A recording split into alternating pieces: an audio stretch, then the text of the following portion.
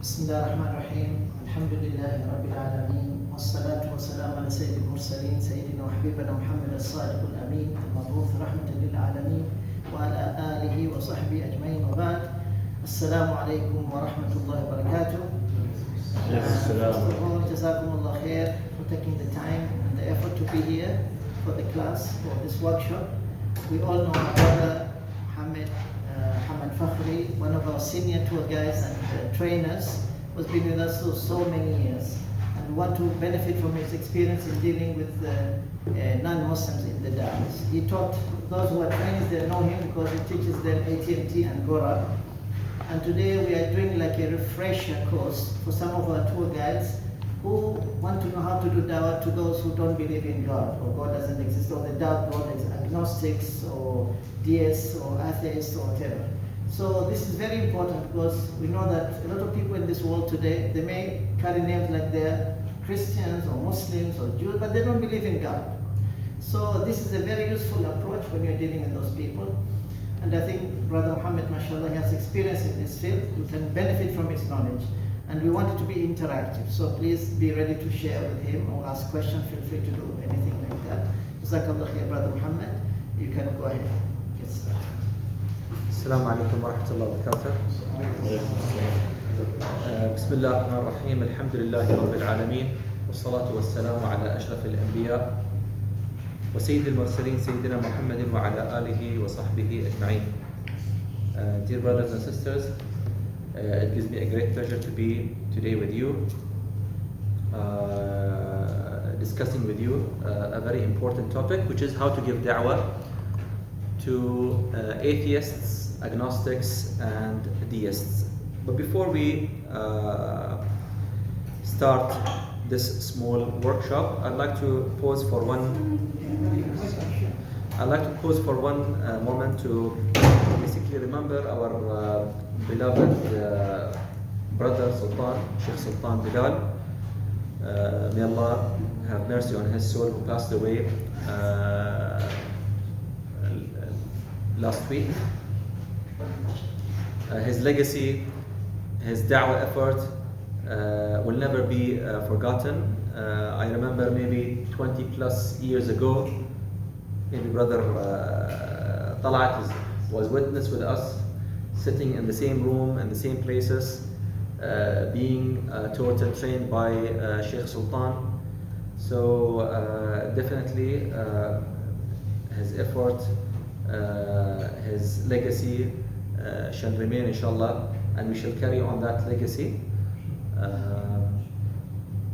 The only thing that makes us content and happy that, alhamdulillah, he has passed away in one of the most noble places, in one of the houses of Allah subhanahu wa ta'ala, in one of the masajid, and in a great posture, and may Allah make it a husn khatna for him.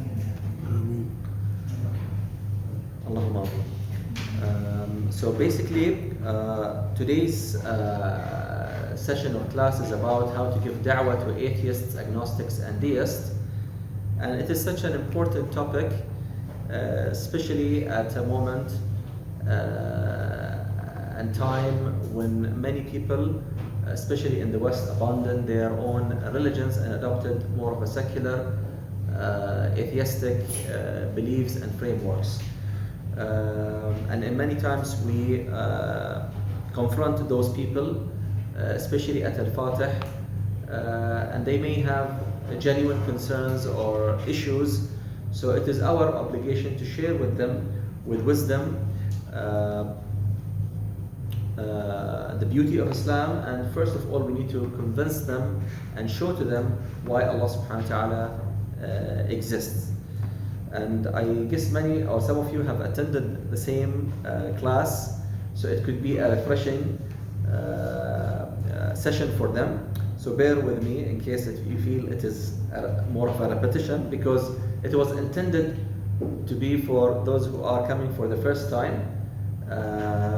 But may Allah put barakah on the time and effort, and nothing shall be wasted. So for today's agenda, we're going to be discussing a number of aspects. One is that we shall first define the terms What do we mean by atheists, agnostics, and deists? And then we shall understand the motives and the reasons as to why those people adopt such beliefs and ideologies. And then you shall be empowered with two great arguments for the existence of a creator.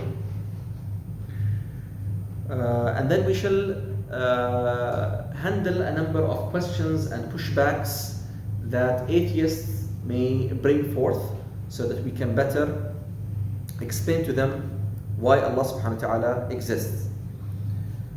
And then we shall conclude by discussing some specific da'wah techniques to deists and agnostics. Then we shall wrap up the session by demonstrating how da'wah to atheists can be integrated into our daily ATMT tours at Al-Fatih Grand Mosque. So these are the objectives for today's session. And as Sheikh Farahat mentioned, we'd like to have this session interactive, two-way discussion instead of having it monologue. So before I start, I'd like to just, for those whom I'm not familiar with, I'd like to just for them to introduce themselves. So Sheikh Farahat is our teacher and our mentor, and Brother Fahad is also our tour guide and da'i. But and Brother Ibrahim is our senior da'i as well in Al-Fatih Grand Mosque. But after Brother Farahat, after Brother Ibrahim, could you kindly, brother, introduce yourself and inform us whether you have been participating in da'wah or not? My name is Riyaz Islam, and this is my first time actually attending this lecture for da'wah. I've never been involved in da'wah before. I actually just graduated this year, and I thought that I wanted to get some experience in da'wah, so I decided to participate in this workshop. MashaAllah, Jazakallah khair. My name is Ammar, I'm 18. It's my first time. I just finished my high school, so I thought this would be a new experience for me. MashaAllah, Jazakallah khair. And sister? Assalamualaikum. My name is Khadija. I am a tour guide from the 2020 batch. MashaAllah. And I attended your class. The same class? Yes. So it's a refreshing one? Yeah. Okay. And sister? I'm Reshma. I'm the same batch. MashaAllah. And you attended the same class? MashaAllah. Assalamu alaikum. My name is Iman Muhammad. I can talk a lot about myself, but I'll try to keep it simple. I'm an architecture graduate, and I was a assistant lecturer at the University of Bahrain. I did Sharia studies from Ma'had al-Bahrain, and I just graduated.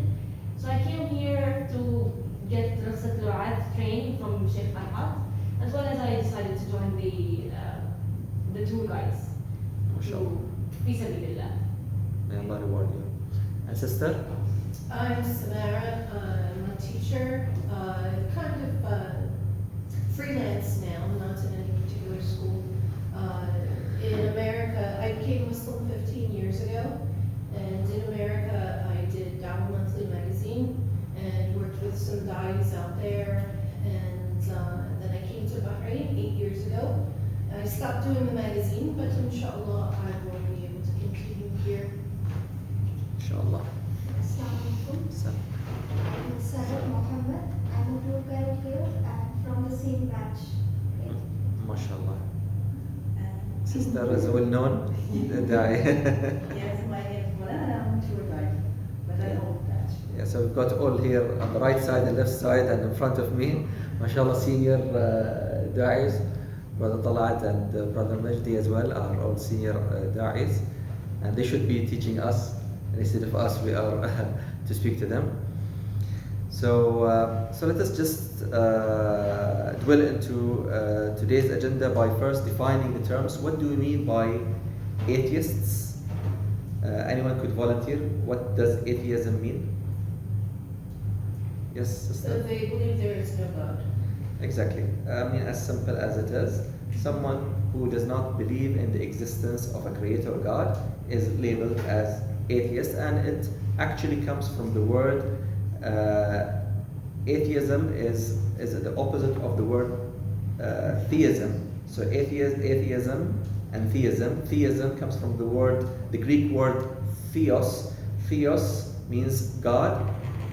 So atheist is someone who does not believe in God. عليكم السلام. Assalamu warahmatullahi wabarakatuh. So this is with regard to atheist. Deist, what is deism? Anyone could volunteer? Yes, sister? They don't believe in organized religion. Yeah, so someone who believes in the existence of a creator but does not subscribe himself to any religion, does not affiliate himself with any religion. And again, the word deism comes from the word deism, the opposite of deism. Deism means deity. Deity means Rab. So he is more of someone who affirms the existence of a Rab, but not necessarily with connection. So he believes that perhaps God is so busy and so removed from us. He has created us, but he left us without any direct connection and guidance. Rububiyun. So someone who basically does not believe in any organized religion. They believe that a creator exists, but the worship doesn't need to be there, right? Yes. Rububiyya بدون uluhiyya. Yes, exactly. So that's someone who believes that there is a creator, but that creator never communicated any message. وَمَا قَدَرُ اللَّهَ حَقَّ قَدْرِهِ إِذْ قَالُوا مَا أَنزَلَ اللَّهُ عَلَى بَشَرٍ مِنْ شَيْءٍ. There is no any message delivered to any human being, and there is no rituals to be followed. God is so majestic that he's gonna care about those small living species. So this is the kind of ideology deisms or deists would subscribe to. So the third category is the agnostics. Who are the agnostics? Anyone could volunteer other than Sister Sumaira? Yes? Who have doubt. They're not confirmed yet that God doesn't exist, but they doubt the concept that he exists or he doesn't exist. Okay, someone who is not sure, Yes, exactly. as you say, someone who is not sure whether God exists or not. If you are to ask him, do you believe that God exists? I'm not sure. Maybe yes, maybe no. I don't care. So this is who agnostic is. Someone who comes and says, yes, I understand what you're saying, but I have my own God. I have a God of my own. I communicate with him. I pray to him in the morning before when I wake up and sleep. But don't talk to me about any religion. So I would say and tend to say that he is more of a deist, because he affirms the existence of God, but he does not believe that God dictates the way how he should connect with him. So he wants to connect to God according to his whims and desires. So he is more of a deist. And he, in fact, he is worshipping his own hawa and أَفَرَأَيْتَ مَنِ اتَّخَذَ إِلَهَهُ هَوَى. So he, although believes in the existence of God, but he's worshipping his own hawa and desire. So these are the three different categories, and generally speaking, we first need to explain to them why God exists. But first of all, before we go to the main arguments for the existence of God, I mentioned that we need to better understand why those people adopt such kind of belief. Why, and what is the reason, and what are the rationale, and what are the motives, the actual motives for those people to abandon worshipping God and believing in Him. So who could volunteer and explain why those people become what they become? And just to make it easier for you, these reasons are not scientific. These are more of emotional reasons. if we are to dwell into the details, we shall understand that atheism, although those people claim to be coming from scientific background, and they claim that their beliefs are stemming from a scientific, they are atheists because of scientific reasons, the reality is that those reasons are rooted in emotional, and they are more of emotional reasons rather than scientific. So, sister? I'll give one example of why they turned to atheism. I believe it was Voltaire when there was this fires in Lisbon. I don't remember exactly the year, something between 1800s. He saw that the fires were really big, and a lot of people died. There were kids, poor people, just innocents, just dying in masses. So he wrote this poem about the fires in Lisbon, and he said that if innocents are dying, then where is God? So he started with this idea, that if there is disaster and we're not being protected, and innocents who have not done anything, who have been sinned in their lives, are getting punished for doing nothing, then there probably is no God that exists, because he's supposed to protect the innocent people. This is one idea where atheism branches or comes from.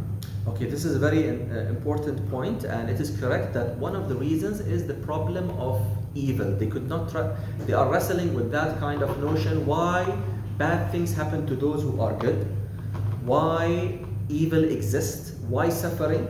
So the problem of suffering or problem of evil is one of the emotional reasons as to why people become atheists.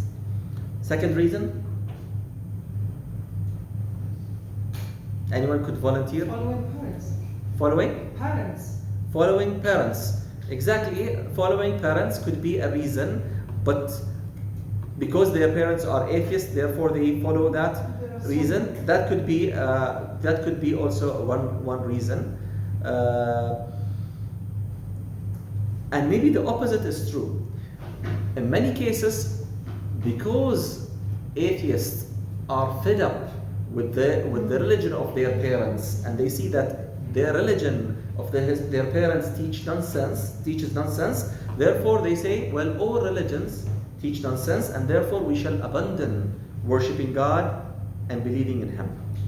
So for a person to be brought up in a Christian environment and asked to believe that man became God and God became man, and 1 is 3 and 3 is 1, and God died for our sins, and He Himself is God, things that are contradictory to reason, makes less sense to him, and therefore that person should conclude, well, all religions therefore teach nonsense, and therefore God does not exist. Can I also add something? I believe when the church held the power in Europe, they were misusing the religion, and when king came, or like the royalty wanted to take the power from the church, they decided to come up with this idea that religion is not important, and they just started to make it like paint it in a negative light. So this is also part of. So it falls within that same idea. Exactly. But Tarak?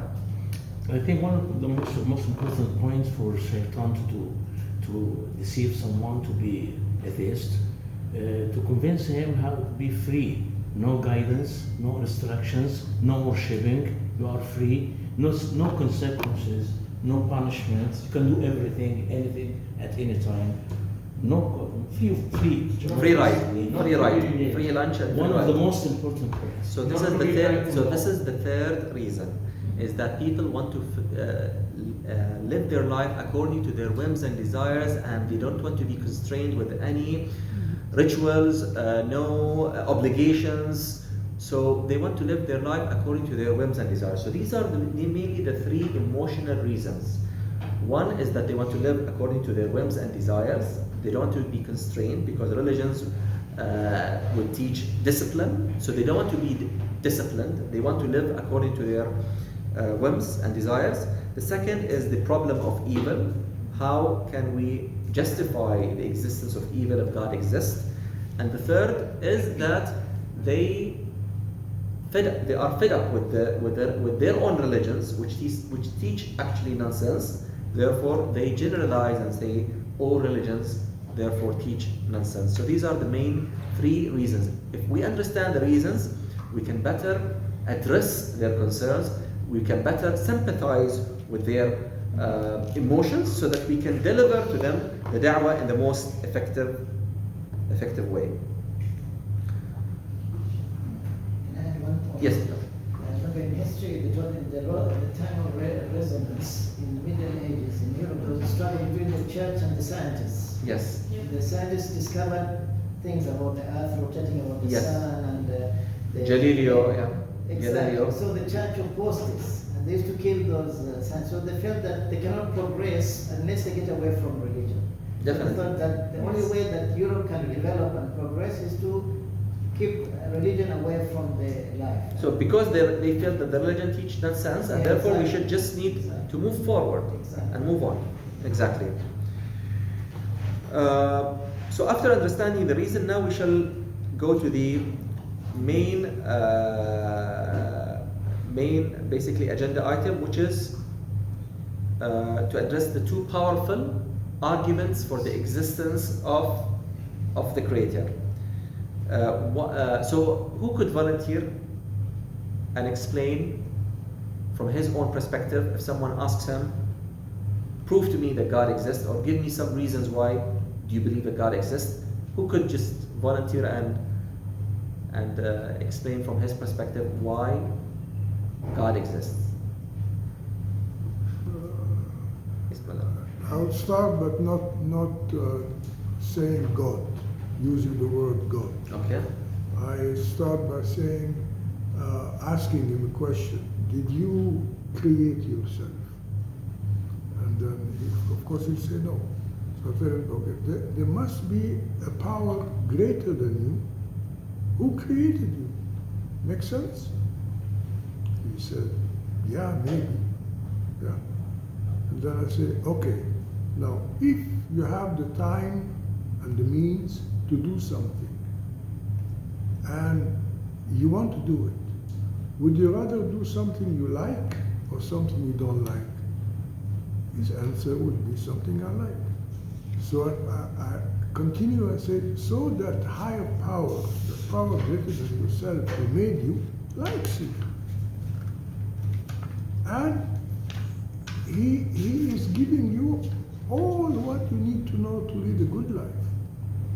So just to say no and just you think, read, ask, and then come to a conclusion. I don't force you, come to a conclusion. And then you start by asking me questions and answering questions. That's a good attempt. Any other person would like to attempt?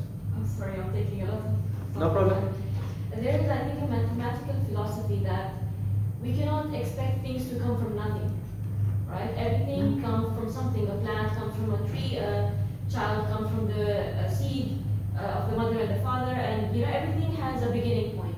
So if we keep saying everything's come from something, we're going to keep repeating it until there is infinity. We're not going to stop. So this is not possible in reality. It has to stop somewhere. So that starting point is where we consider that this is where it finishes, and that's God, and that's it. I don't remember exactly what is the term for this argument, but that's Okay. an argument. Exactly. So both brother and sister alluded to the cosmological argument, or the cause and effect argument, or the causality argument, and this is one of the arguments that we'll be discussing and explaining in details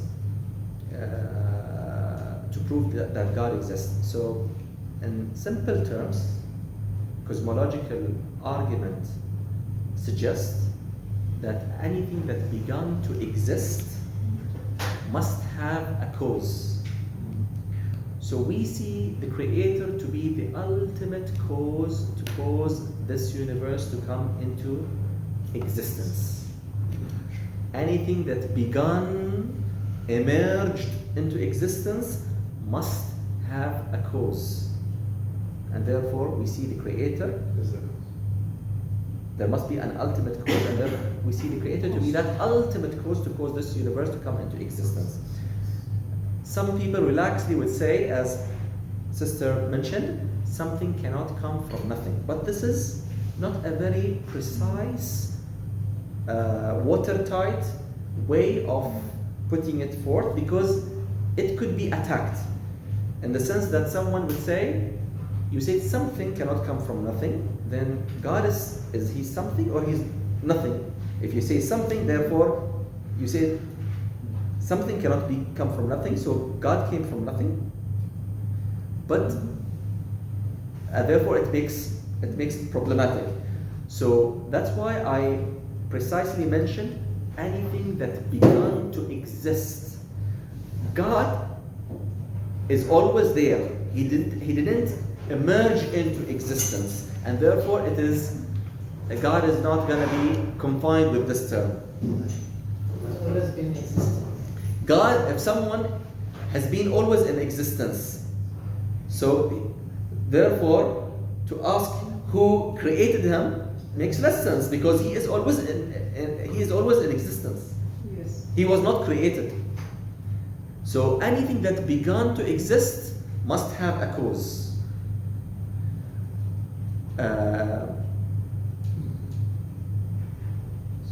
0 plus 0 plus 0 is always 0. equal to 0. Out of nothing, nothing comes.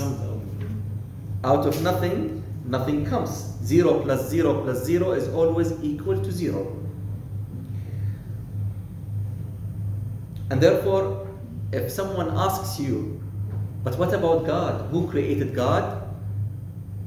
The easiest answer to say that, by the way, this is a wrong question. Who created God is a wrong question, because you are asking who created the uncreated. God is by definition is uncreated. To ask who created the uncreated is a wrong question.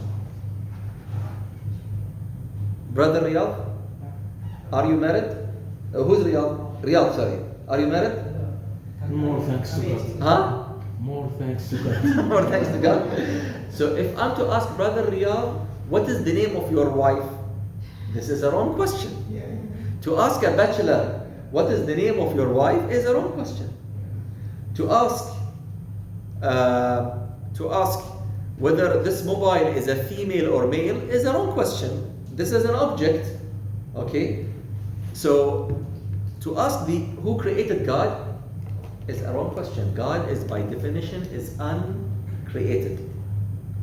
So this is in simple terms what the cosmological argument is. Yes, brother Talat. I have my own experiment, and it succeeded many times. Yes, brother. I use strategy to step one to whatever, a male or female in front of you, to attract the person in front of you correctly, perfectly, using whatever anyone's. Step two, to use logic, and to make arguments, to use only logic. Back to logic. Stick to the rule of logic. No verses from the Holy Quran, no verses from any book. Okay. Number three, to use something from the job of the person in front of you. And in advance, I know the job. First introduction. I'll give you one example. Yeah. Maybe 10 years ago or 12 years ago, one Canadian woman, about 37 years to 36 years, lower in Canada. And she was in a group, maybe 12, 13, from different countries, different cultures. I finished the tour, and you look at the eyes and reciting Quran, you know what's your targets. And at the end, I asked her if she had more time, because she was pronouncing, and I saw tears while reciting Quran. I need only 10 or maximum 15 minutes. I think you are at yes. I start at yes. How do you know? I tell you later. I'll tell you how did I know. In 15 minutes, this is my strategy. Step one, start with your back. You are a very smart woman. Because I'm professional and intelligent, she don't know what is my job. Now you are giving nice words. Someone who will not ask you exactly what are you. I said you are a very smart woman. And number two, you have nice dress, nice bag. It's a brand, high brand, maybe F Saint Laurent, I remember, something like that. A nice watch. That means you are very, very, very elegant like that. Now I'm make step one. I'm working on step one to attract Break to the ice. listen, just to give ears to you, not flattering air. Step two, back to logic. Any item must have a producer, a factory or someone. About your bag, back to your bag. Who made it? By itself, or must be a factory or someone factory. Watch, mobile, like that. My sunglasses. Now, back to the rule. Any item in the world must have a producer. Okay? I'll give you nice words from a Bedouin 1,000 years ago in the desert. He didn't go to school, didn't have any teacher. He said, البعرة تدل على البعير، أثر الأقدام يدل على المسير. Footprints must have some people pass from here. Camel must from here. وأثر الأقدام يدل على المسير، السماء ذات أبراج وأرض ذات فجاج. أفلا يدل هذا على لطيف الخبير. ترجمت أنا translated the words. He reached the fact that there must be a creator, must be God. One, to control all, because there are two may fight together one day. Back to come to three. Now your job, you told me you have an office. Said yes. Who come to your office? Poor people or rich people? Said, sure, rich people, because we take a lot of money. Okay. In Canada, I know most of them are rich, but some people are poor. If they have the right, they want to go to the court. How can they pay money for that? So stop. They cannot take the rights. Okay. Look at Asia, Africa. Hundreds of millions of people cannot pay any price for a lawyer like you to go to the court. That means they don't take the rights. So logically, there must be a day for the rights. They have judgment. One controller, one producer to give rights to those people who don't take rights before. In 15 minutes, sit shahada. MashaAllah. Alhamdulillah. Like that. So, procedures, one, That is two, very three. good. And I think you alluded to the second argument for the existence of God, which is called the intelligent design argument. But before jumping the gun, we'd like to just also little bit ponder upon the cosmological argument. The Quran actually alluded to the cosmological argument in one of the surahs, which is the Surah Tur. Allah subhanahu wa ta'ala says in the Quran, خُلِقُوا مِنْ غَيْرِ شَيْءٍ أَمْ هُمُ الْخَالِقُونَ أَمْ خَلَقُوا السَّمَاوَاتِ وَالْأَرْضِ بَلْ لَا يُوقِنُونَ. So Allah subhanahu wa ta'ala also gives to the reader a number of options as to why this universe and how this universe existed and how we existed. So there are 4 possibilities, and this could be also to say to the atheist. When you want to explain the cosmological argument, you would say for us to exist, there could be 4 possibilities.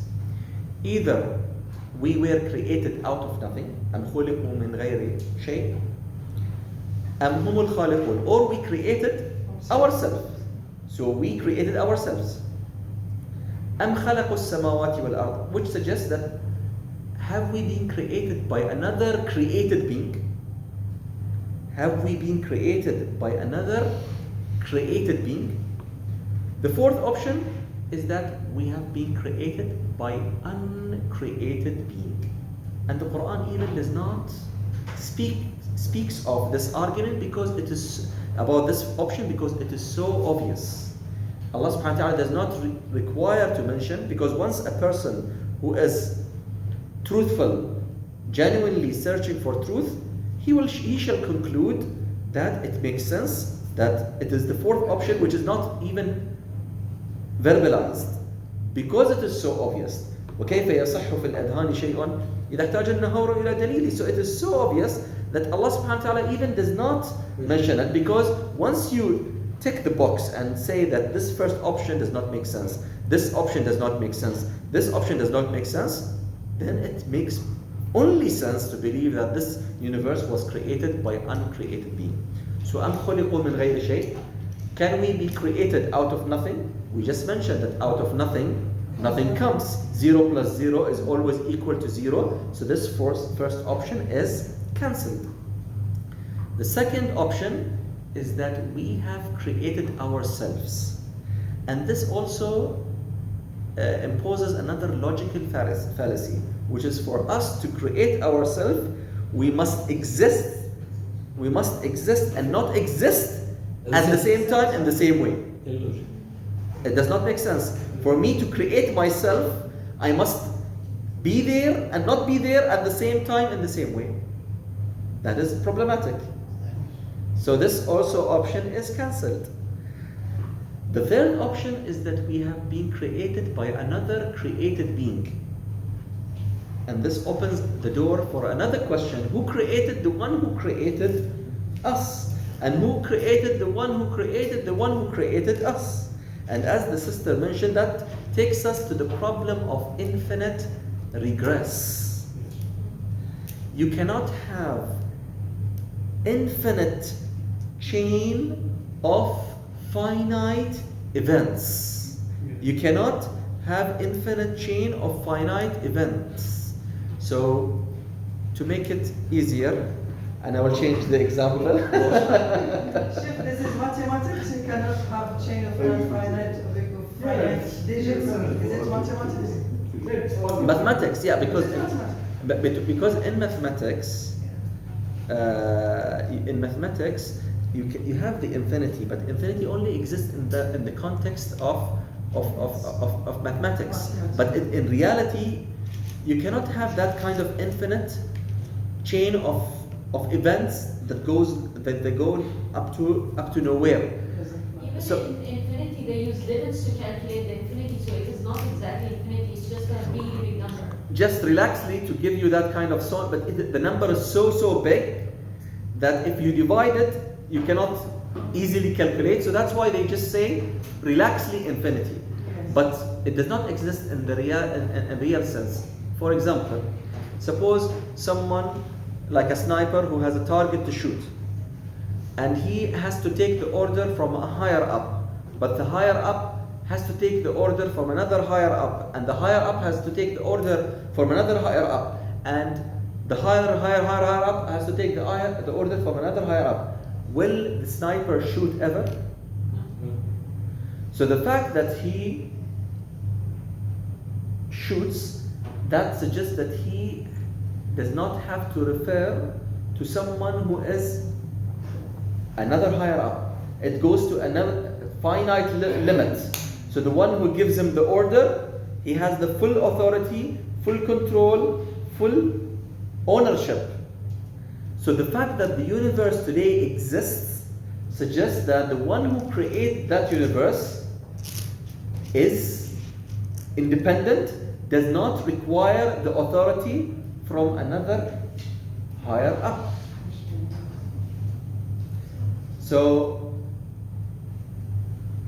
therefore it makes less sense to believe in that kind of infinite chain of finite events, or what sometimes atheists would bring forth as the multiverse theory. Richard Dawkins, one of the today's Arabin al-Had, notorious atheist, would suggest the multiverse theory to explain the existence of the universe.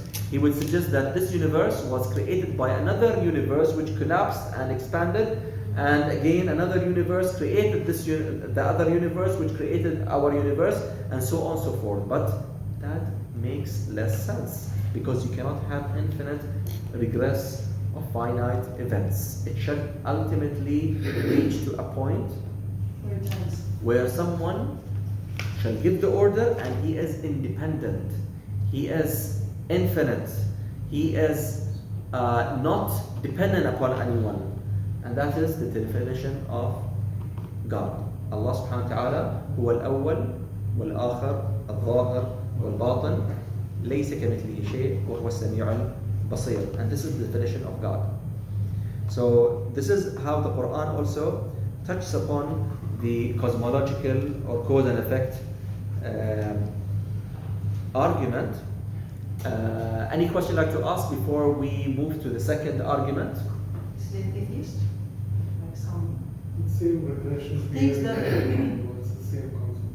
Yeah, it is like the same like motives. I mean, again, many people would love to say that because we are scientists or we are coming from scientific background, as we shall mention this, for example, the problem of evolution, or why evolution could be today the main, I would say, rescue survival kit for those who are subscribing to atheism, and we shall show why evolution does not support the belief of the non-existence of God.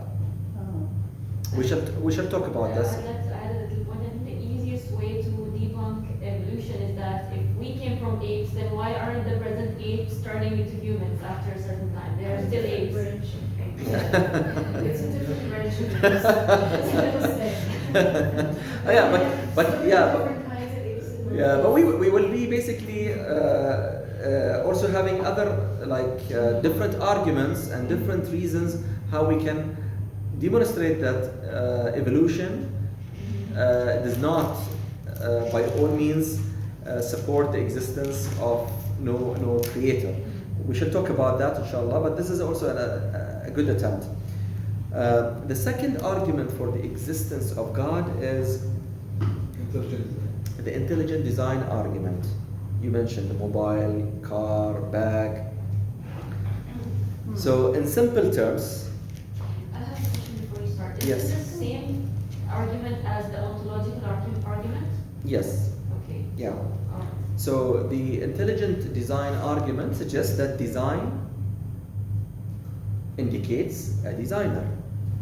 Order, design, and systems cannot arise from random chances and coincidence. Again, cosmological argument. What did we say about the cosmological argument? Anything that began to exist must have a cause, so we see the creator to be the ultimate cause to cause this universe to come into existence out of nothing. Nothing comes. 0 plus 0 plus 0 is always equal to 0. This is the cosmological argument in a nutshell. Intelligent design. Design indicates a designer.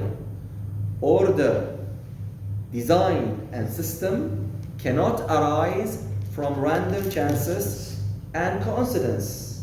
To elaborate, our eyes are more complex than the cameras. Our brains are more sophisticated than the computer machines, which suggests that there must be an ultimate designer or a creator. So this is again the intelligent design in simple terms, and I'm sure that you can quote hundreds of examples of intelligent design within ourselves or in this universe. وفي أنفسكم أفلا تبصرون. So again, I'm gonna use two examples from this universe to demonstrate the intelligent design, and I'm sure you can have dozens of detailed and delicate designs within this universe and within ourselves to prove the existence of a creator or a manufacturer. So the first example is this earth. This earth rotates around the sun at a specific speed of 1,000 miles per hour. Not less, not more. Which facilitates the succession of day and night. If this speed is tempered with, for example, if we lower the speed from 1,000 to 200 miles per hour, guess what's going to happen? The length of the day and night shall increase 5 times. And eventually, the temperature in the daytime shall increase. So much so that this earth will be completely burned at daytime. And at night time, eventually, the temperature shall decrease and it shall be cold, so much so that everything is gonna be freezing. So, why 1,000 miles per hour, specific speed, not more, not less? Who is behind it? Second example, again, the earth rotates around its axis at a specific angle, 23.5, not less, not more, which facilitates the succession of seasons. Days and nights. Seasons. Seasons and then days and nights? Yes. الصيف والشتاء والربيع والخريف. So, not less, not more. If that angle is again tempered with, you shall have part of this earth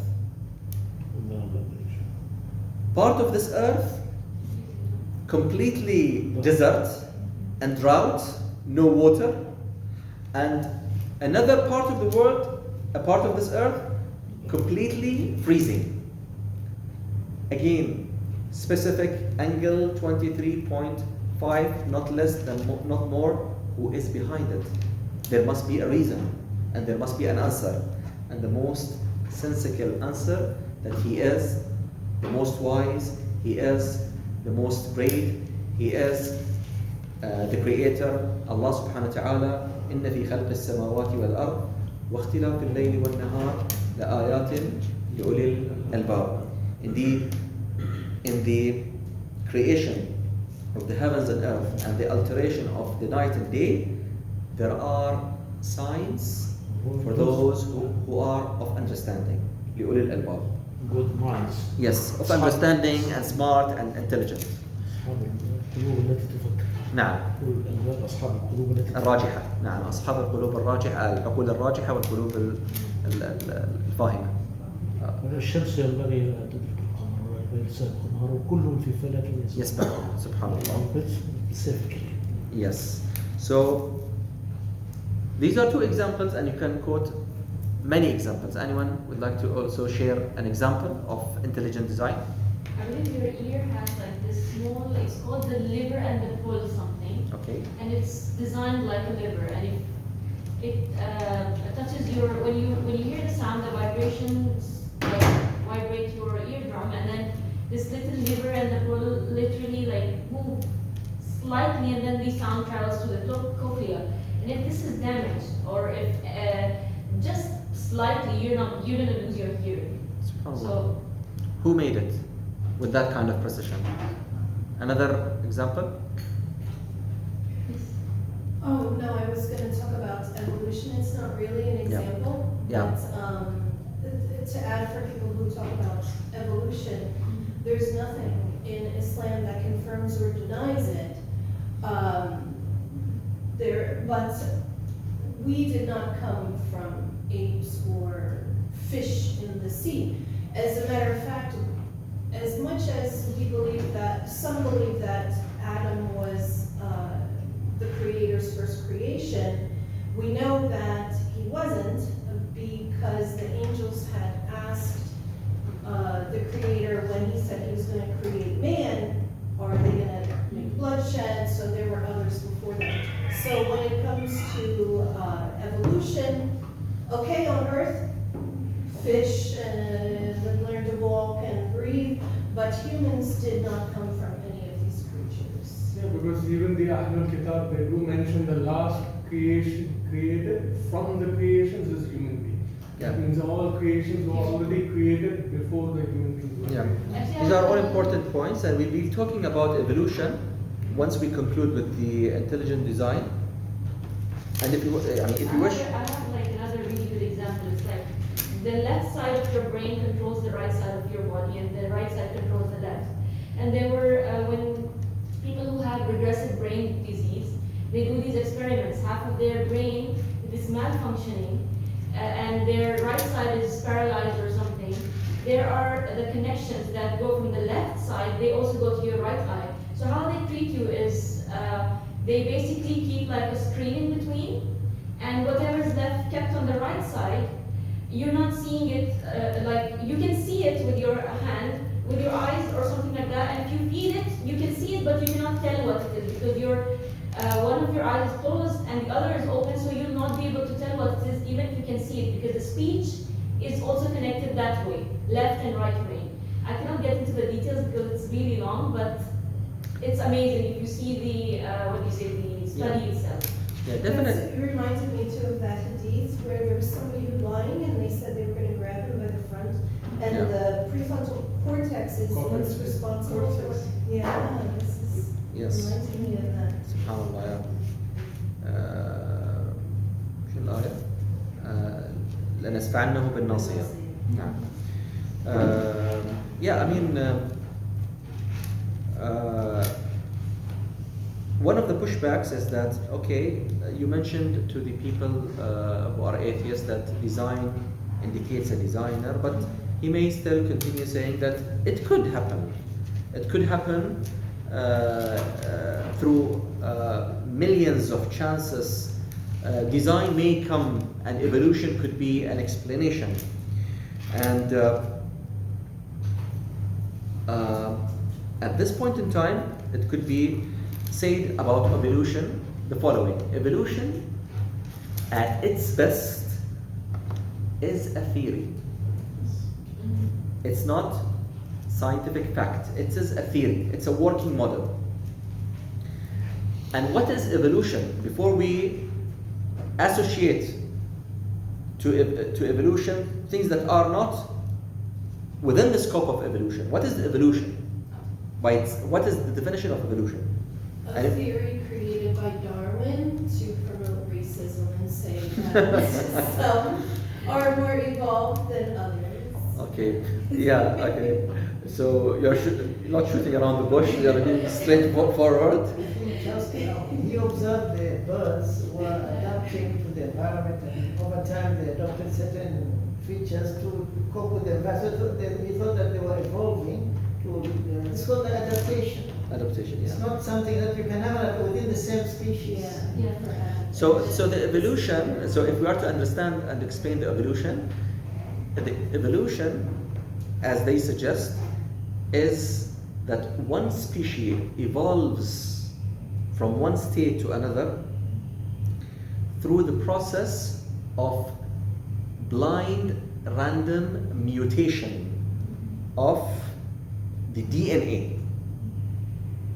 And that is done all in randomness, and all species, they eventually come from a common ancestor.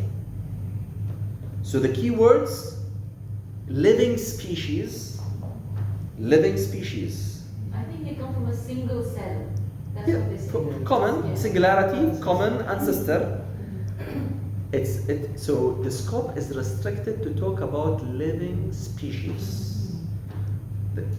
Because there is that kind of random mutation, blind random mutation,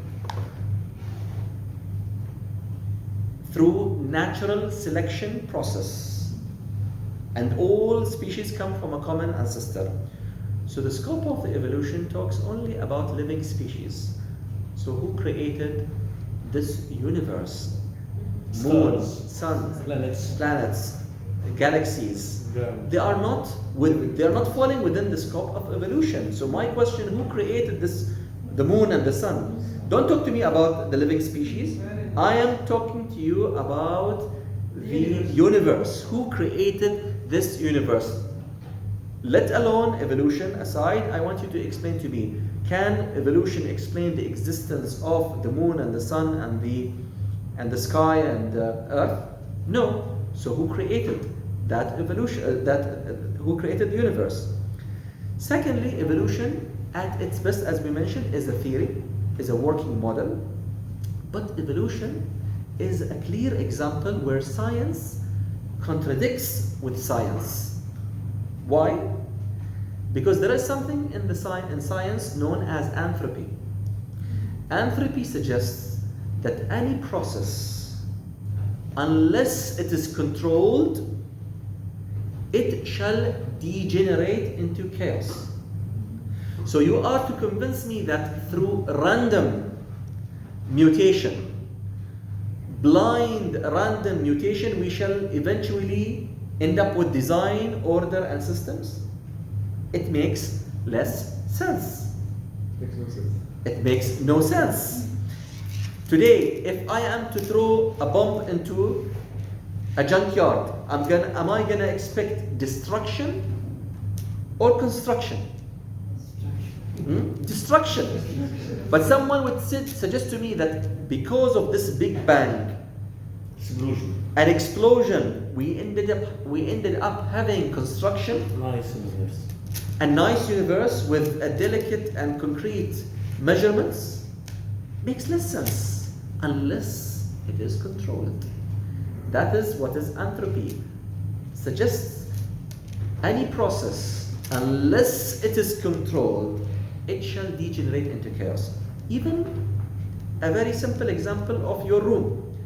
Today, if your room, you don't every day make up your bed and clean the leftover and mop the floor, what are you going to end up after 10 days? Mess. Destruction, not construction. So you are to tell me that we can leave things haphazardly and then eventually we shall end up with construction? It makes less sense. So evolution is an example where science contradicts with science, because we know in science that there's something called anthropy, and anthropy suggests that any process, unless it is controlled. But you are telling me evolution is uncontrolled, blind force, random mutation shall end up with construction? This is an example where science contradicts with science. And to add more, I always distinguish between also design, order, and system. System is something that is more complicated. Design, okay, is when you have certain parts, certain activities, certain components serve one activity, and there is no interdependence with another, I would say, parts or another activity. This is an example of design. But when you've got different designs interacting with each other to form another bigger activity, that is an example of system. So this universe is composed of different interdependent systems and designs. So they are not only, you don't have only one design, but rather multiple designs forming multiple systems, and those systems are interdependent on each other, and this is what is so-called symbiosis. There is that kind of, yes, interdependence. So for someone to tell me that I can throw a bucket of water or a bucket of ink on the floor and after millions of times, I shall eventually have the shape of cat or bird on the floor? I would say that is very highly unlikely, but maybe after millions and trillions of times, you may have somehow painting of somehow cat. Not very precise, but something that maybe you can say it looks like a cat. But what is the probability and what are the chances that I'm going to throw a bucket of ink and I shall have a full paragraph saying that Muhammad Fakhri has come on today on the 11th of June to Al-Fatih Grand Mosque to give and deliver a lecture about atheism, and there were 16 participants and there was so and so. What are the chances? This is more of interdependent statements. Okay? Each statement has a meaning and they are connected with each another. So Muhammad Fakhri was put in the context as being the instructor or the teacher. And the class, Al-Fatih, is not a place to worship. It is now mentioned as a classroom. So there are interdependent statements. So this universe is more of interdependent systems. So those interdependent systems do not happen randomly. And it makes no sense to happen randomly, let alone one design which is highly unlikely. And therefore, many of those atheists, they were always boasting about saying, we can put a bunch of monkeys in one room and maybe after 1 month or sometime, if you give them millions of years, they could write the entire Shakespeare poem. Just give them enough time. And one of the universities, I guess it was Oxford, they made that experiment of putting a bunch of monkeys with typewriters and left them alone for 1 month. And the result was that 0 word in English was written. And the shortest word in English is space I space or space A letter space. Even that word was not written by the bunch of monkeys in 1 month time. So do you expect them within millions of years to write the full Quran or the full Shakespeare poetry? It makes no sense.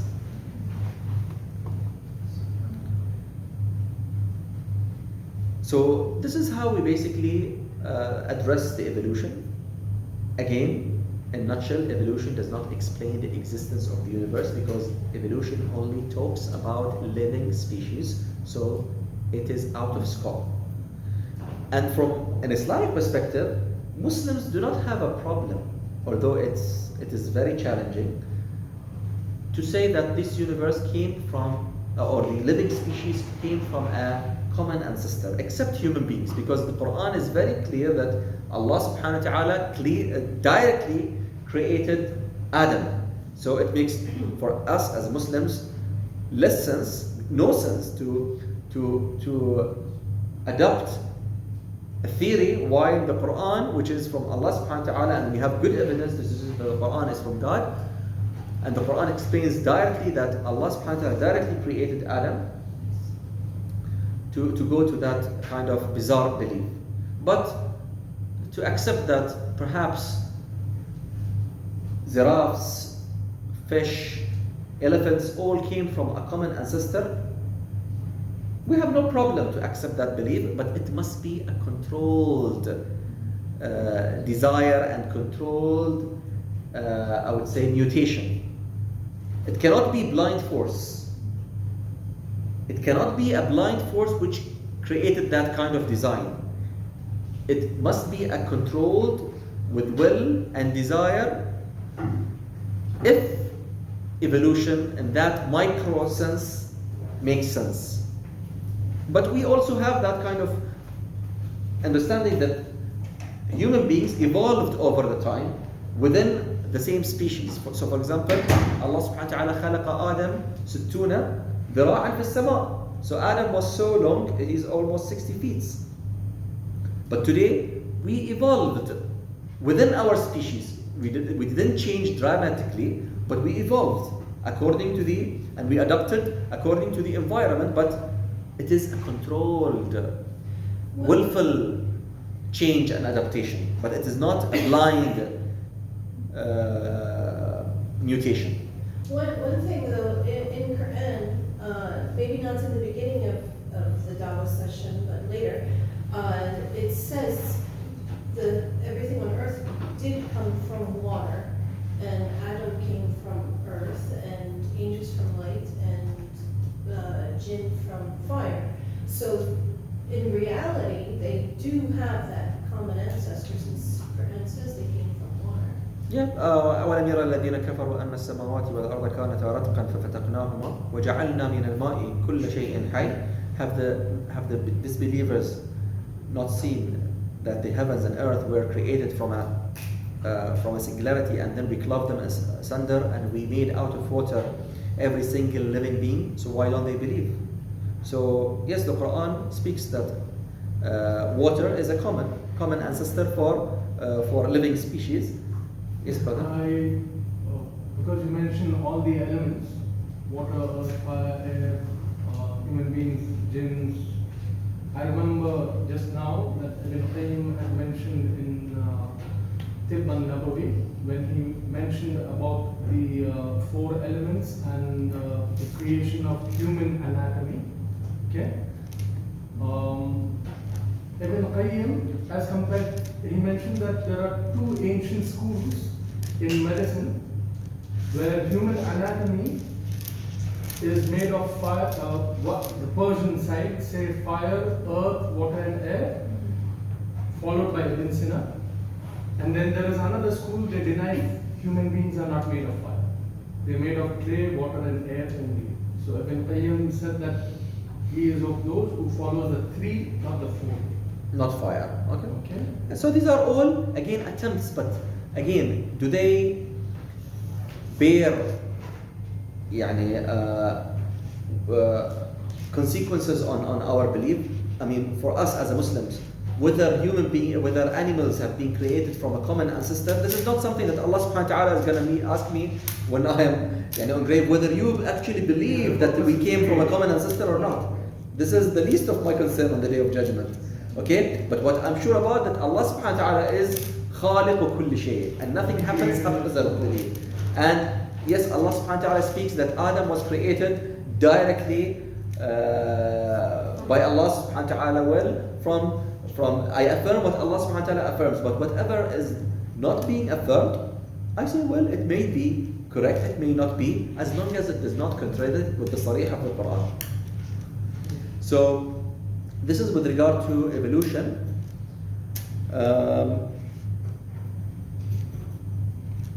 So I think now it is time due to speak about another pushback atheists may bring forth, which is the problem of evil. Suffering, why do suffering exist if Allah subhanahu wa ta'ala is good? And there could be multiple answers to this question.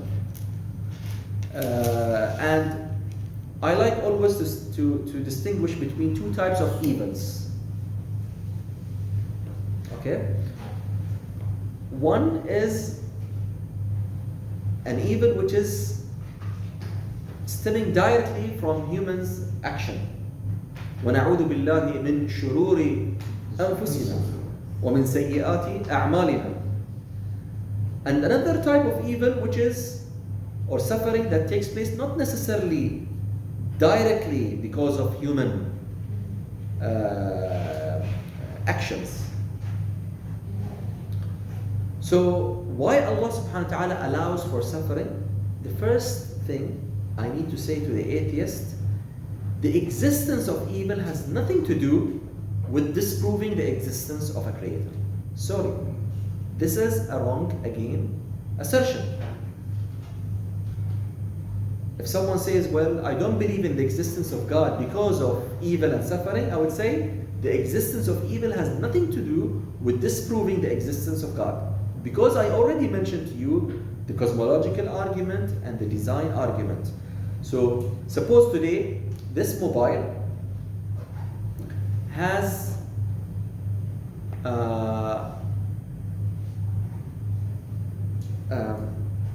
limitations and problems, does that deny the fact that there is a manufacturer for this mobile? No. The fact that there are defects has nothing to do with disproving the existence of a manufacturer for this mobile. So your correct question as an atheist is to ask why the Creator allowed for suffering to exist. This is the correct question that you need to ask. And at that point in time, I shall explain to you the following. There are two types of evil. One is the evil which is directly because of our actions. And one of the reasons and wisdoms Allah subhanahu wa ta'ala allowed for suffering to take place is for us to understand the consequences of misguidance. That if we are to shy away from Allah subhanahu wa ta'ala path, this shall be the consequences. These are the consequences. ظهر الفساد في البر والبحر بما كسبت أيدي الناس ليذيقهم. So Allah subhanahu wa ta'ala allows for the suffering to take place so that we understand the difference between guidance and misguidance. What is darkness? It is the absence of light. So Allah subhanahu wa ta'ala allows for such darkness, such evil to take place so that we shall recognize the truth and we shall come back to Allah subhanahu wa ta'ala. So this is one reason. But there could be some evils, atheists would say, has nothing to do with humans' direct action. Why would Allah subhanahu wa ta'ala destroy innocent human beings, even believers? And why children or kids or babies shall be born with disorders? If Allah subhanahu wa ta'ala, what bad thing they have done? And you believe in self-accountability. Why Allah subhanahu wa ta'ala would allow for suffering to take place? Why tsunamis, hurricanes are killing innocent human beings who are infants? Why wars shall take the lives of even innocent human beings? And this shall take us to the issue of the purpose of life. Alaykum as-salam wa rahmatullah. The purpose of life. And we shall explain the following. Allah subhanahu wa ta'ala, since He has created us, and from an Islamic perspective, life is a test. The test could be with tough questions. The test could be with tough questions.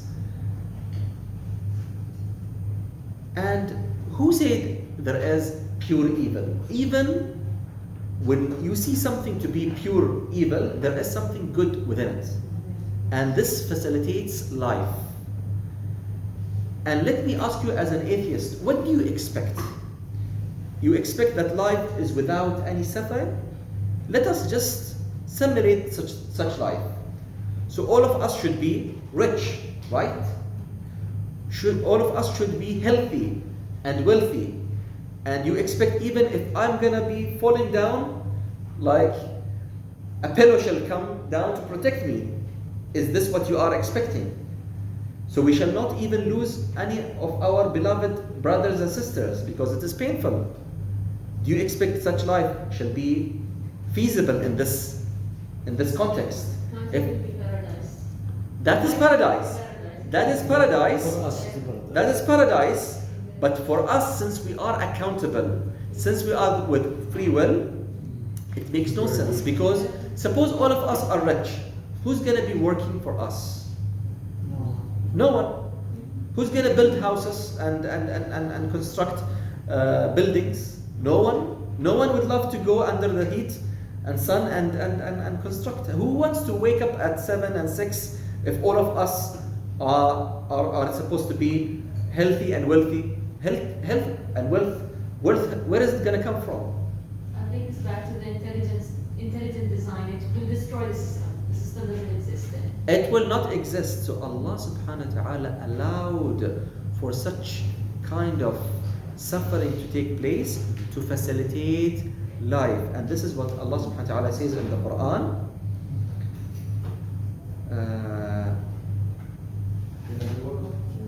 لا الآية ليتخذ بعضكم بعضا سخريا. شنو الآية؟ بداية الآية وكذلك فضلنا بعضكم على بعض ليتخذ بعضكم بعضا سخريا ورحمة ربك خير مما يجمعون. So Allah subhanahu wa ta'ala allowed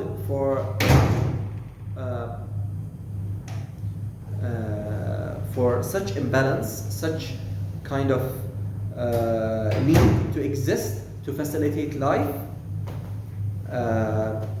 So the healthy, how can we appreciate health if we don't see illness? How we shall appreciate the blessing of money if we don't see poverty?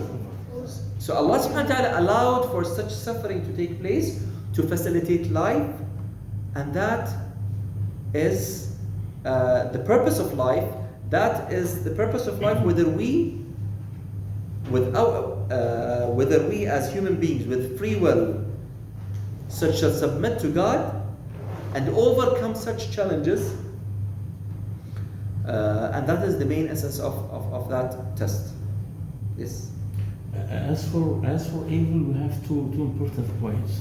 Point number one, as for evil, sometimes you can see evil, but Allah makes the good in this evil. وعسى أن تكرهوا شيئا ويجعل الله فيه خيرا كثيرا. Yes. وتكرر الآية وعسى أن تكرهوا شيئا وهو خير لكم. I give example from a flat tire in the highway and you are very angry, it's evil in front of you, but Allah stopped you because after some meters, make a severe accident, you will die. Allah protected you. And many examples like that. This is number one. Number two, Allah tests us, examination. وما الدنيا سوى دار اختبار وهل عيش بلا كدر نطيب. Something must be, or just to, if you are patient, stick to patience, Allah upgrade you and give you rewards to the highest paradise. So it's for us a very, very important point. Yes, you're absolutely right. And this is what the purpose of life is. So Allah subhanahu wa ta'ala is testing us whether we shall be patient when calamity befalls, and whether we are going to be thankful when something good happens. Good happens to us. As you mentioned, brother, there is no pure evil. There could be things that we may view as evil, but there is good in them. And we read every Friday Surah Al-Kahf, and within Surah Al-Kahf, the story of Musa and Khidr is a clear demonstration of different types of evil. Some of the evil you may understand the justification and the reason and the wisdom behind, but others you may not understand in this life. So as for the orphans with the boat, Musa alayhi salam understood the wisdom that Khidr explained, that had I have not made that brick in the safina or in the ship or in the boat, their ship or their boat shall be taken by the Terran who is in the other side of the river. So I made that brick, I made that small evil to protect them from a bigger evil. So today, no matter what you explain to your kid, and you say to him, I'm going to take you to the doctor, and that doctor is a good guy, he's going to give you an injection. He is trying to bring about some pain to eliminate a bigger pain. He should not understand. He should always see the doctor as that evil person. Okay? It's a true story. An accident happened in Cairo Yes. some years ago. Some students out of the university, in front of the main gate of the university, a fast car came directly, personally to someone, exact person, students, and broken arms and legs, took to the hospital, and they found a big tumor, X-ray, about to die in some days. They removed the tumor, the cancer, bad tumor, and Allah saved him from this accident. SubhanAllah. And even, since you are talking about Egypt, in 1999, Gulf Air flight, Gulf Air 320 Airbus 320 Gulf Air airplane crashed in Bahrain coming from Egypt, and it carried, and there was maybe many teachers on that flight, and it was almost one of the last flights to come to Bahrain before the season of study to start. And there was, after a couple of days in the newspaper, in the Egyptian newspaper, one teacher so happy. His father is kissing him on the right cheek and his mother is kissing him on the left cheek, and he is like doing thumbs up. And the story says that this teacher was supposed to catch that last flight, and he was unfortunate at that point in time that his stamping was not complete, so he was denied the flight. Forgot the work license. Yes. Another license. Booklet, work license. So he did it at home. So he the did officer insists to no, you will not go. You will not go. We will not go. So he was so sad about missing that flight because he was thinking maybe my job should be at danger and risk. But subhanAllah, he came to know that Allah saved him from that tragic incident, and he understood the wisdom. So there could be some incidents where we don't understand, or even we could not understand the wisdom behind at one point in time, but later eventually we shall understand. But another example of evil event is the second example in Surah Al-Khadr, which is an example of an event that maybe the father and mother could not justify. Khadr actually killed in a brutal way that kid, and always the father and mother, perhaps until they die, they viewed Khadr as someone who is a bad person. He massacred our kid in a very brutal way, but Allah subhanahu wa ta'ala explains to Musa that had that child grew up, he would have caused his father and mother to become disbelievers. Brought them to kufr. So Allah subhanahu wa ta'ala saved them from kufr. Yeah. But they will never understand that wisdom except maybe on the day of judgment. Sheikh, even the scholars, they say if Musa alayhi salam, he stopped asking Khadr will reveal to us so more. much of And this is what the Prophet Muhammad sallallahu alaihi wasallam قال رحم الله موسى عليه السلام. Had he had given only 3 cases. only 3 cases. so much of secrets he would reveal. Yeah, subhanallah. But we can submit to the fact that Allah subhanahu wa ta'ala has al-hikmah al-baligha. He has the ultimate wisdom. And we may view things in a different way, but Allah subhanahu wa ta'ala has the full picture. We may see the pixel, but Allah subhanahu wa ta'ala see the full picture. Some lines in Arabic, وَكَمْ لِلَّهِ مِنْ لُطْفٍ خَفِيٍّ يَدِقُّ يَصْعَبُ يدق خفاه عن فهم الذكي وكم يسر أتى من بعد عسر وفرج كربة القلب الشجي وكم أمر تساء به صباحا وتأتيك المسرة بالعشي إذا ضاقت بك الأحوال يوما فثق بالواحد الصمد العلي.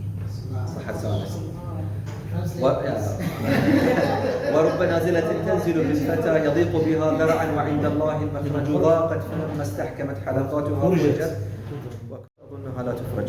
اللهم فرج علينا وفرج على المسلمين. Subhanallah, one time she was asking these questions like why the babies they die, why this and that. Then I said that you just know like the half of the episode, but if you read the Quran, Quran will give you the answers, and they were very happy with the answer. I said, Allah sees the full picture, but you are just halfway. You just like the child has died, this has happened, but the Quran gives you like the full answer. Like there is wisdom behind everything that happens. You're right. And Allah subhanahu wa ta'ala explains in the Quran, and the Prophet Muhammad explains in the Hadith that those calamities are means for us to enter into heaven.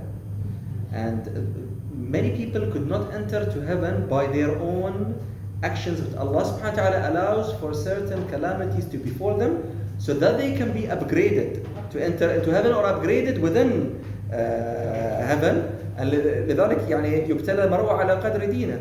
And أشد الناس بلاء الأنبياء ثم الأمثل ثم الأمثل.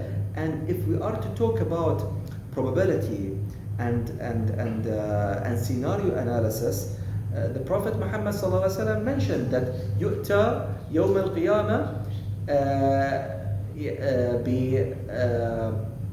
بأكثر الناس يعني نعيما، أكثر الناس منعمين، فيغمس في النار غمسة، فيقال له هل مر بك نعيم قط؟ قال له والله قط ما مر بي نعيم قط.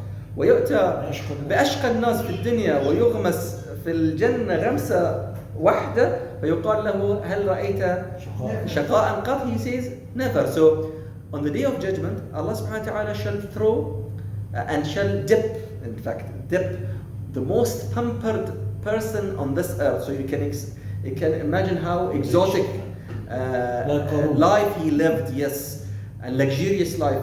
He shall be dipped in hellfire for 1 second, and he shall be asked, have you experienced any goodness, any blessings during your life? He said, I never. And the opposite is the truth.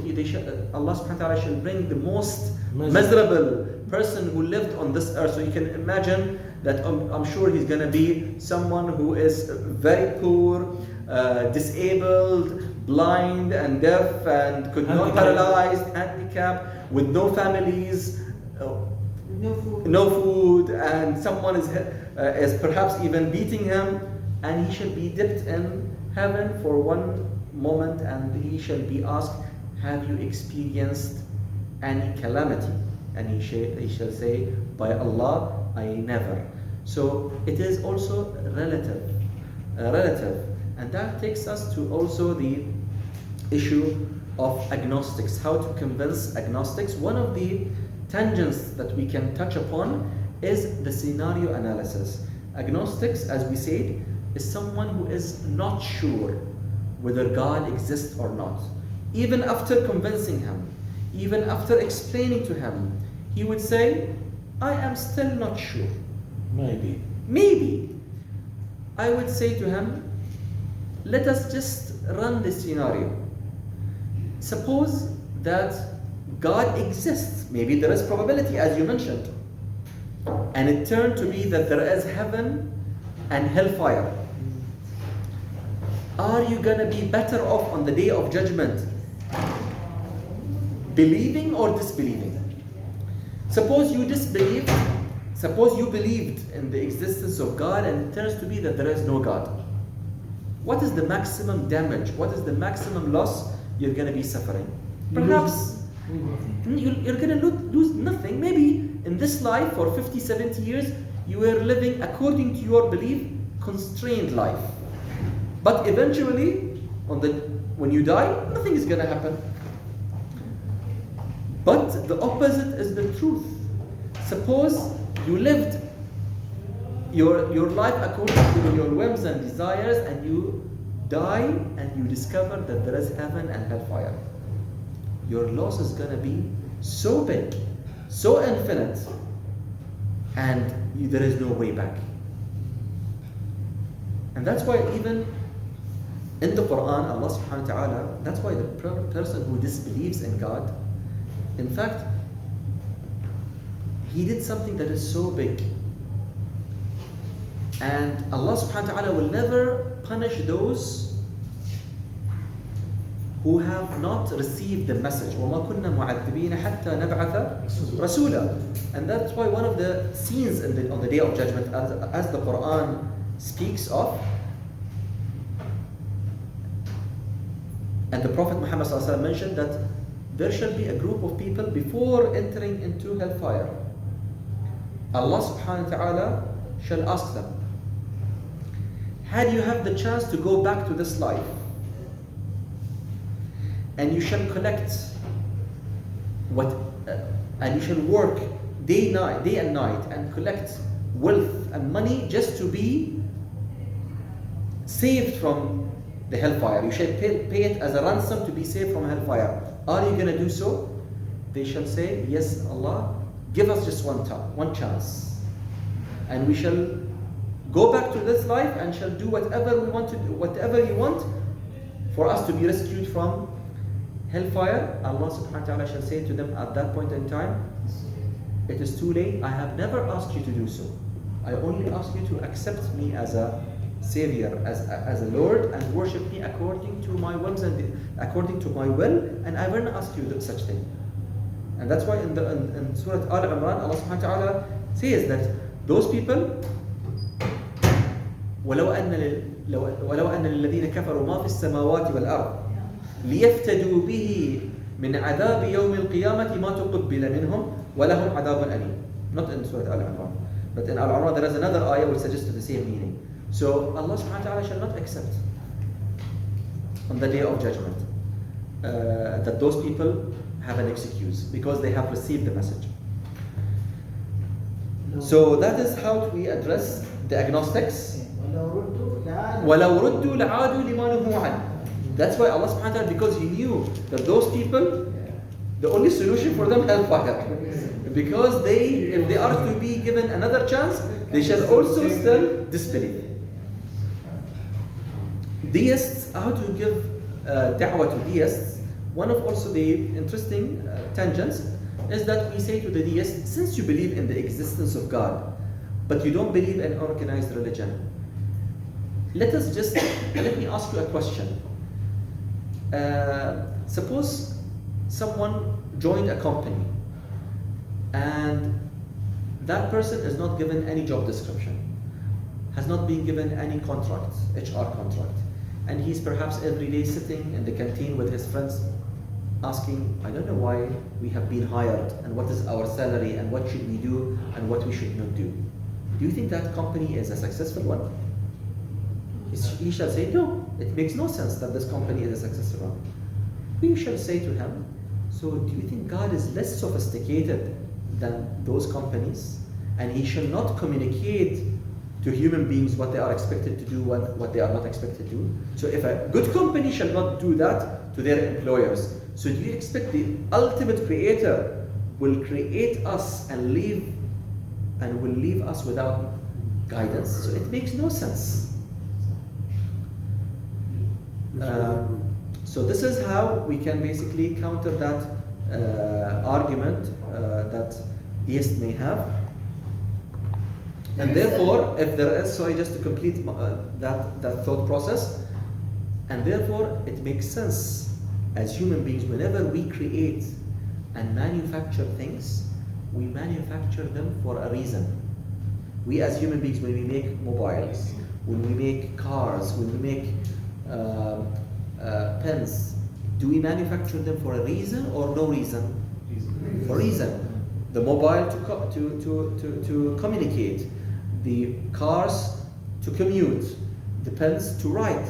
So do you expect that God has created us for no reason? وَمَا خَلَقْتُ الْجِنَّ وَالْإِنسَ إِلَّا لِيَعْبُدُونَ. So it makes sense that God has created us and He expects from us to function according to His will. When we create those things, we create them to function according to our desires. So the pen is manufactured to write. If this pen is writing according to my desire, is working according to my desire, I shall preserve it. I shall keep it with me. If this pen does not work, I gave it chance to fix it, but it does not get fixed, I shall throw it. So likewise, those who function according to the will of the Creator, they shall be preserved. They shall be rewarded in heaven. As to those people who are not functioning according to the will of the Creator, they shall be thrown into hell, fire. And even the English speakers thought about it, the word fired. When someone fired you from terminates you, because the English speakers thought that those who are bad shall be thrown into hellfire. Likewise, those who are bad in our companies, they shall be fired. So فحسبتم انما خلقناكم عبثا وانكم الينا لا ترجعون. And Allah subhanahu wa ta'ala says in the Quran, وما خلقنا السماء والأرض وما بينهما باطلا ذلك ظن الذين كفروا فويل للذين كفروا من النار أم نجعل الذين آمنوا وعملوا الصالحات كالمفسدين في الأرض أم نجعل المتقين كالفجار كتاب أنزلناه إليك مبارك again ليدبروا آياته وليتذكر أولو الألباب. We have not created the heaven and earth and that which is between them for no reason. This is the assumption of those who disbelieve. So woe to the disbelievers from the hellfire. Shall we treat those who believe in Allah and do righteous deeds equal to those who spread corruption and the wicked alike?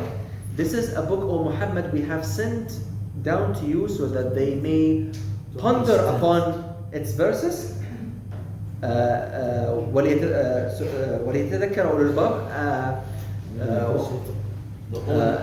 We have sent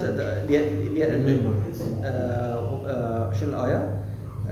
كتاب أنزلناه إليك ليدبروا آياته وليتذكر, and those of understanding shall be reminded.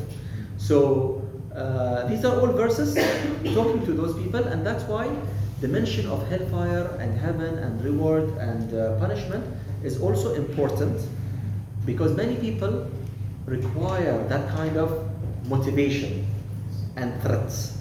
So in a positive way, you need to mention to the person that there is that kind of motive and there is that kind of stick and carrot. We shall conclude. I think we have spent a lot of time and we exceeded maybe the time permitted. We shall conclude by demonstrating how da'wah to atheists can be integrated in your day-to-day da'wah tour. Again, I'm going to simulate the scenario whereby I am a da'iyah who is giving the da'wah to a group of tourists. Again, they should not necessarily be atheists, but any group. And this is good even to explain to any person, even not atheists. When we discuss the concept of God, and this is one of the important things that we discuss in the tour. So suppose, again, following the sandwich da'wah approach, I am in Al-Fatih Grand Mosque. I shall say to the group of tourists, and this carpet, by the way, is from the Northern Ireland, from UK, and these geometric and floral patterns which can be found on the carpet, on the windows, on the doors, these designs and patterns are called Arabesque style. They have no any religious significance. They are just used to beautify the mosque, since in Islam we're not allowed to have statues and images inside the places of worship. Do you know why? Some of them are going to attempt to answer. Yes, you are right. It has to do with the concept of worshipping in Islam and the concept of who God is. In the Quran, there is one short chapter which summarizes what Muslims believe about God. God says in the Quran, قُلْ هُوَ اللَّهُ أَحَدٌ اللَّهُ الصَّمَدُ لَمْ يَلِدْ وَلَمْ يُولَدْ وَلَمْ يَكُنْ لَهُ كُفُوًا أَحَدٌ. Say, God is one and alone. He is the master and self-sufficient. He begets not, nor was he begotten, and there is nothing co-equal or comparable unto him. This is what is understood by Muslims to be the four-line definition of who God is. Any average Muslim, whether he is a doctor or a layman, can understand it because it is based on simple reason and basic logic. So Muslims, along with all believers around the world from different religious backgrounds, we all accept that there must be an ultimate creator. Because out of nothing, nothing comes. And we see the creator to be the ultimate cause to cause this universe to come into existence. Anything that began to exist must have a cause. So it makes sense that there must be an ultimate, supreme being who is behind this creation. And of course, we can see in this universe there is design and orders and systems which cannot arise simply from random chances and coincidence. Our eyes are more complex than the cameras.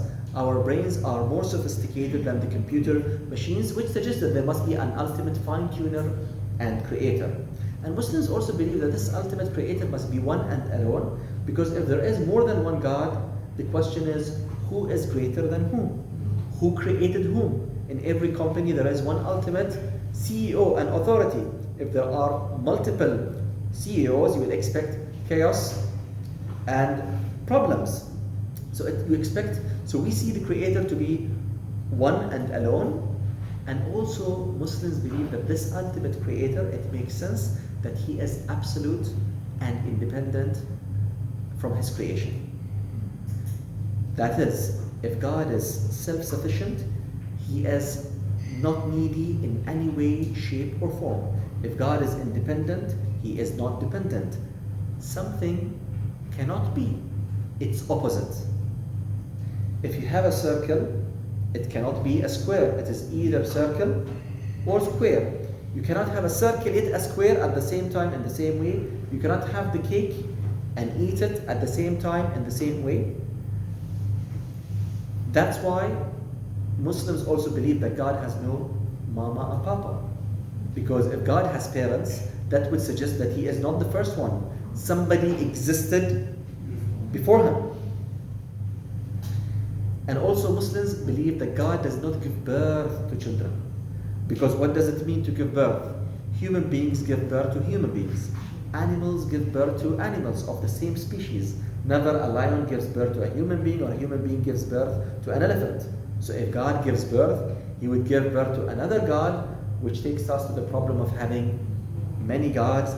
That's why Muslims believe that God is unique, nothing like him. He has created human beings, but he does not look like human beings. He is far different from his creation. That's why we don't have any statues and images of God, since no one has seen God, and none of the images will carry a certificate from the heaven to say this is how God looks like. And there are no statues of the righteous human beings such as Abraham, Muhammad or Moses, so that people will not start worshipping the creation in a state of worshipping the creator. That's why we use these geometric and floral patterns. Any question? So this is how basically the 5 minutes, cosmological, intelligent design argument encapsulated. But don't use, he has never begotten. People don't know what is begotten. You're speaking to somebody who speaks English, but he's not English. So he will. It depends. It depends so on. He was never born. Yeah. No. Easier. Yeah, I cannot disagree. Yes, you are right. Yeah, but I think Americans, British shall understand, but maybe others. Yeah, he was not born, but I later explained. Yeah, what that means. No, he was not born. No one gave birth to him. To him. Yeah, makes sense. Yes, sister. The concept of having offsprings or creating having offshoots of yourself, either they're plants or they're humans or animals, the whole concept is based on you're gonna perish, so you need to have something that is gonna continue. Yes. Because if something begins, it has an end. So it doesn't work with God because there's no beginning and there's no ending. So having an offspring is not gonna work there either. Yeah, and it also it shows deficiency. Yeah, it shows deficiency. قل إن كان للرحمن ولد فأنا أول العابدين. Allah subhanahu wa ta'ala says in the Quran. So it is like mentioned as an argument that it makes no sense that Allah subhanahu wa ta'ala has a child. But if so, I should be the first, but it cannot be. It makes less sense. It makes no sense. So by this, I think we come to the conclusion of our session. I think we today spent a little bit more time. Thank you very much.